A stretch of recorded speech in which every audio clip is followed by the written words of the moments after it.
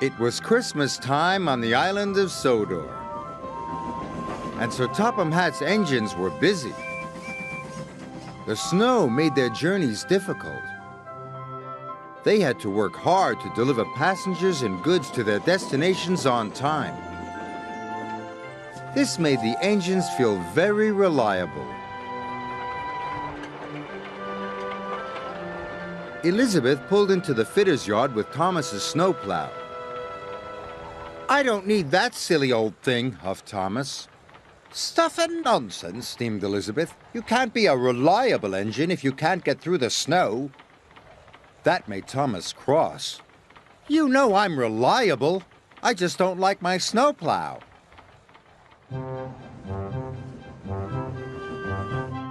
"Elizabeth is rude," Thomas chuffed. "And this snowplow makes my buffers ache." Later, Thomas saw Sir Topham Hatt talking to Elizabeth. "The Sodor cake factory is snowed in. Their Christmas cakes must get to the docks before the ship sails for the mainland." "Let me do the job." "I need you on your line, Thomas. Besides, Elizabeth knows those roads well. She's very reliable." "I'm reliable too," huffed Thomas. "Apparently not reliable enough," Elizabeth chuffed. Now Thomas was crosser still.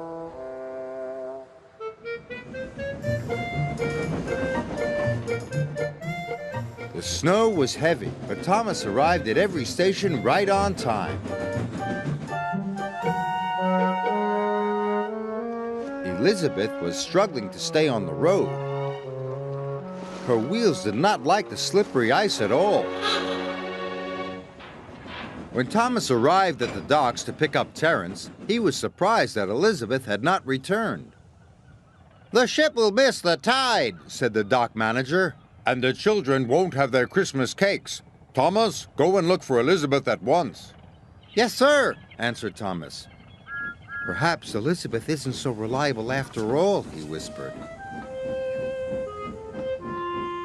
At the cake factory, Elizabeth was piled high with crates of Christmas cakes. "Sir Topham Hatt's counting on me. I mustn't be late." She chuffed onto the icy road.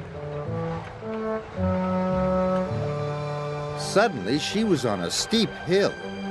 Her driver applied the brakes.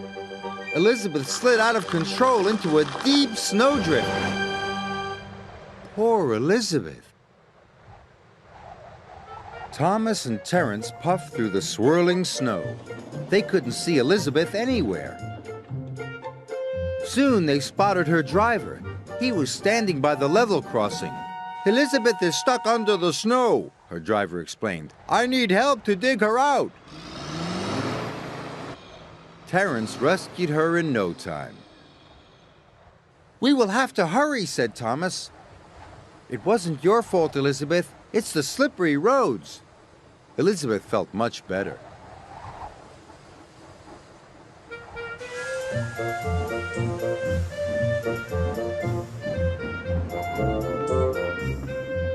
Thomas chuffed and puffed as fast as he could. They reached the docks just in time. Sir Topham Hatt was delighted to see the bakery crates and that Elizabeth was safe and well. "We'll get you unloaded immediately." "Now the children will have their Christmas cakes," said Thomas. "Well done," said Sir Topham Hatt. "Oh, thank you, Thomas," said Elizabeth. "You and I are both reliable." Thomas agreed.